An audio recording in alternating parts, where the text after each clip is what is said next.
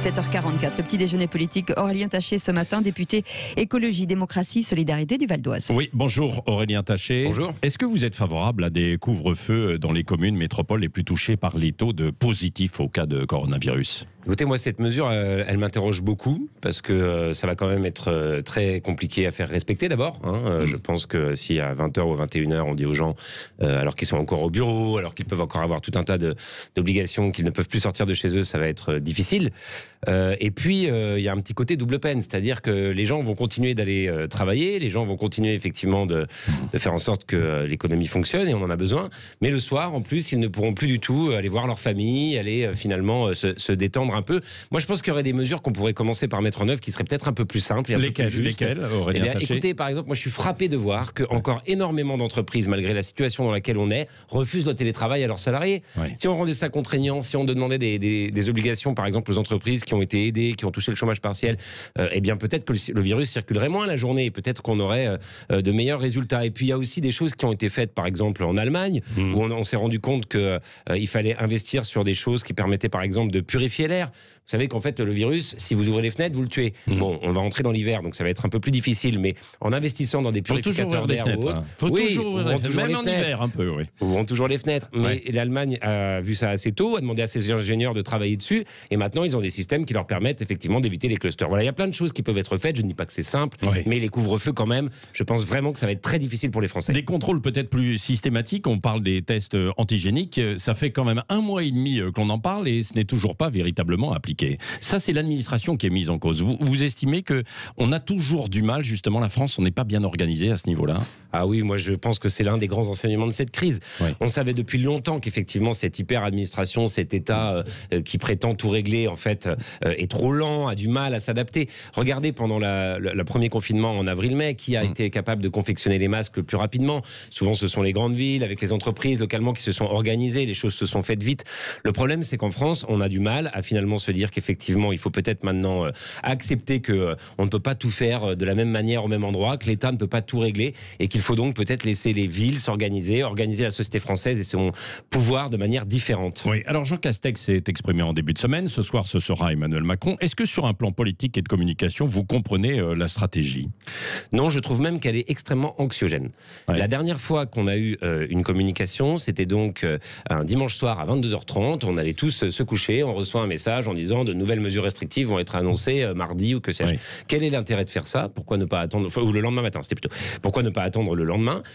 Plusieurs personnes sont en train de s'exprimer en permanence, soit le ministre de la Santé, soit le Premier ministre, soit le directeur de l'administration de la Santé. On n'y comprend plus grand-chose. Et moi, au-delà des conséquences du Covid, qui sont évidemment terribles, je m'inquiète aussi de ce qu'on est en train de voir monter sur le terrain, de ce que nous disent les médecins.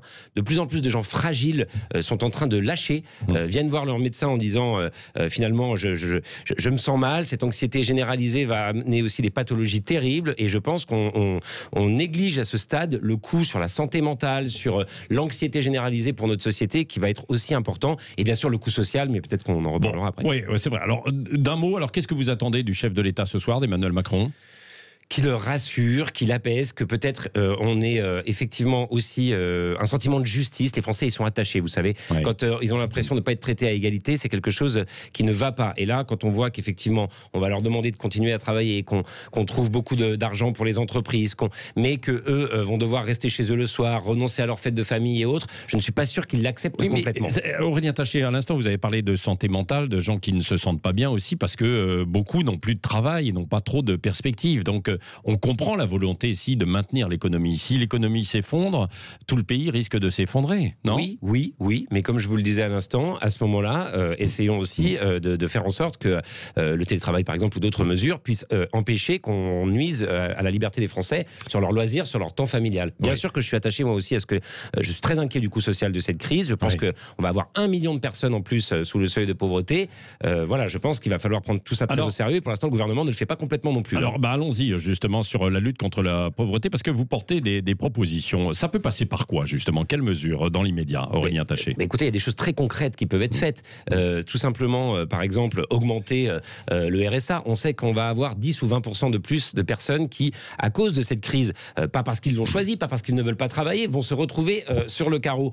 Et on va les laisser quand même basculer sous le seuil de pauvreté. Ces Français-là, on trouve 100 milliards d'euros pour les entreprises. Hein, on fait une politique du chiffre en matière de baisse de la sécurité. Moi, c'est en matière de baisse de la pauvreté que j'aimerais qu'on ait une politique du chiffre. Et vous verrez que les deux peuvent être très liés. Vous savez, c'est l'abbé Pierre qui disait à chaque fois que vous refusez 1 milliard à la pauvreté, ça vous en coûte 10 en tribunaux, en prison et en asile de fous. Donc peut-être que le gouvernement, il faut qu'il entende ça. Jean Castex, il n'est pas assez ouvert à ça? Jean Castex, c'est un Premier ministre qui ne fait pas rien pour il la a fermé pauvreté. la porte à plusieurs reprises sur l'augmentation du RSA, sur le fait de l'ouvrir aux jeunes de 18 ans. Vous croyez qu'il y a un âge pour être pauvre? Vous croyez qu'à 20 ans, quand on n'arrive pas à trouver de boulot... C'est un anti-pauvre, Jean Castex? Écoutez, en tout cas, la politique qui est menée est assez largement antisociale. Sur 100 milliards d'euros, tout pour les entreprises, pas 1 euro pour les Français pauvres. Aurélien Taché, on a quand même vu beaucoup d'argent débloqué pour maintenir le chômage partiel, pour beaucoup d'activités. Oui, mais pour ceux qui n'y arriveront pas, parce que vous avez quand même des entreprises qui vont licencier, on attend 800 000 emplois détruits à la fin de l'année. On leur dit tant pis, c'est de votre faute. On a aidé les entreprises, elles n'ont pas pu vous garder, tant pis pour vous. Maintenant, vous allez passer au RSA et vous allez être sous le seuil de pauvreté. Parce que je rappelle que le RSA en France, alors moi, c'est une chose que je propose, de relever les minima sociaux au-dessus du seuil de pauvreté.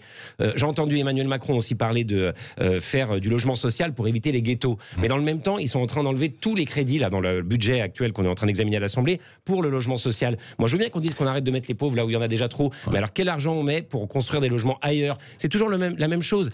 Ça ne serait pas si cher que ça d'avoir une politique qui permet vraiment d'éviter la catastrophe sociale. Ça coûterait beaucoup moins cher que les 100 milliards d'euros. Autour de 10 milliards, vous voyez, c'est 10%. Donc pas grand-chose. Bon, vous êtes beaucoup éloigné de la majorité.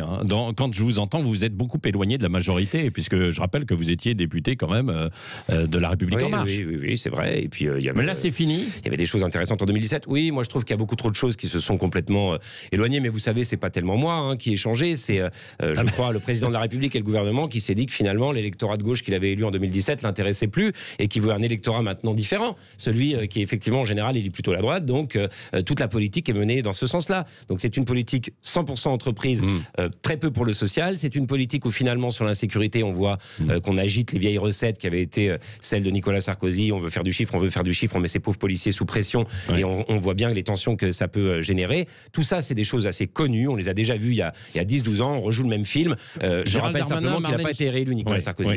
Gérald Darmanin, Marlène Schiappa, justement, c'est pas une bonne stratégie. Alors, leur politique, en fait, du chiffre, là. C'est du chiffre, c'est du chiffre pour montrer qu'il y a des résultats. En tapant sur les trafiquants de drogue, ça va plutôt dans le bon sens, ça, non? Oui, mais alors, est-ce qu'on veut des résultats ou est-ce qu'on veut montrer qu'il y en a? C'est pas tout à fait la même chose. On voit là qu'il y a un certain nombre de hauts gradés de la police qui disent on est sur quelque chose qui relève de l'affichage. On nous demande de mettre en place uniquement cette amende forfaitaire là pour le cannabis parce que c'est la mesure de Gérald Darmanin et d'Emmanuel Macron. Alors qu'on voit que finalement, ça ne produit pas vraiment de résultats. Vous savez, si vous voulez vraiment agir, il y a des choses très concrètes. Il faut un peu de temps. Oui, enfin bon, en tout cas, ce qui est sûr, c'est que de vouloir absolument toutes les semaines mettre la pression sur les policiers pour qu'il y ait des chiffres qui sortent sur un sujet en particulier, ça les empêche de travailler sur les vrais sujets d'insécurité. Moi, sur le cannabis, par exemple, j'ai une solution à vous proposer. Dépénalisons le cannabis, avançons vers ça. Vous verrez que les policiers seront soulagés. On a une ancienne patronne de la police, l'ancienne directrice générale de la police, qui est venue dans les médias récemment pour dire oui, il faut arrêter avec ça. Ça prend un temps fou aux policiers, alors qu'on a d'autres choses à faire sur les vols, sur les violences, sur des choses qui vraiment inquiètent les Français. Donc il y a des solutions un peu plus audacieuses. Certains disent, oui, mais souvent sous le couvert de l'anonymat, oui, mais alors si on supprime ce trafic aux dealers, ils iront mener de la délinquance dans d'autres domaines. Mais sur les autres trafics, de toute façon, ils existent. Vous êtes dans déjà. le Val d'Oise, vous voyez. Oui, je vois bien, mais vous voyez ce qui se passe quand même. Je vois aussi que si on faisait ça, on aurait justement des policiers qui pourraient être beaucoup plus, parce que vous savez, en quantitatif, le cannabis c'est énorme. Donc en temps d'homme, ça prend énormément de temps. Moi, j'ai effectivement, j'ai encore le point avec le préfet de mon département hier soir là-dessus. Ils sont vraiment totalement concentrés sur cette histoire de forfait là pour ceux qui. Donc on a ces images un peu délirantes où on a des dizaines de policiers qui sont mobilisés, puis un type qui est arrêté avec 3 boulettes d'herbe là. Enfin, c'est vraiment ça qu'on demande à notre police. C'est vraiment ça la priorité en ce moment. Moi, je ne crois pas. Donc non, là encore une fois, on est dans l'affichage. Oui, un mot sur la lutte contre le séparatisme. D'ailleurs, au passage, Emmanuel Macron a revu l'intitulé. C'est sur la laïcité. J'imagine que vous êtes satisfait de ça. Oui, je suis content de ça parce qu'effectivement, ce mot ne veut rien dire. Les séparatistes séparatiste, vous savez, c'est quand les Corses veulent être indépendants, c'est quand les Savoyards demandent la République de Savoie. Oui. C'est pas, il y en a certains quand même, des fondamentaux islamistes qui demandent une séparation de la République et puis et de leurs valeurs. Il y en a qui veulent faire passer leurs valeurs au-dessus des lois de la République. Ça, vous êtes d'accord? Il faut les combattre, pas de problème. Mais j'ai encore entendu aucun fondamentaliste musulman dire en France on veut créer la République indépendante de l'islam, que sais-je. Non, c'est pas comme ça que ça fonctionne. Donc le terme était mauvais. C'est un peu limite quand on voit certains propos quand même. Oui, mais le terme était mauvais. Il faut lutter contre l'islamisme, il faut lutter contre le terrorisme, il faut lutter contre la radicalisation. Pour ça, il faut donner des moyens à notre police. Il faut aussi que dans ces quartiers, on réinvestisse une vraie présence. Vous savez, quand la Seine-Saint-Denis, là où dans certaines villes, on peut avoir ce genre de situation, est le seul département où les profs ne sont pas remplacés pendant 3 mois de l'année pour les gamins, c'est pas bon. Ils sont dehors, les enfants. Ils écoutent un contre-discours. Il y a des tas de choses qu'on peut faire de cet ordre-là. Pour l'instant, là aussi, je ne vois pas vraiment des moyens mis à la hauteur. Moi, vous savez, j'ai dit une chose simple, pas besoin de loi sur le séparatisme. Il y a une grande loi qui peut nous aider à lutter contre ces phénomènes-là, c'est la loi de finances. Mettons de l'argent là où il y en a besoin. Pour lutter contre la précarité, dans les quartiers. Oui. Oui, et puis mettre de la police, mettre des services qui permettent de vraiment protéger les Français et éviter ce genre de choses. Oui, Aurélien Taché, donc député Écologie, Démocratie, Solidarité. Question justement avec Cécile autour de l'écologie. Oui, justement, le collectif Ronce invite aujourd'hui les internautes à dégonfler les pneus des SUV, à ouvrir les bouteilles de Coca-Cola au nom de l'écologie. Ça peut avoir des conséquences assez dangereuses, on le sait, et beaucoup dénoncent la violence finalement des actes et du discours écologique. Vous dénoncez, vous, ou vous soutenez? Non, effectivement. Et, moi, tout ce qui peut mettre en danger la sécurité des gens, dégonfler des pneus, c'est très dangereux. Il ne faut pas faire ça. On peut avoir un accident derrière. Enfin, après, que les gens soient dans une forme de militantisme, un peu d'activisme, moi, ça ne me choque pas. La démocratie, c'est aussi comme ça qu'on fait passer ses idées. Mais il y a des limites.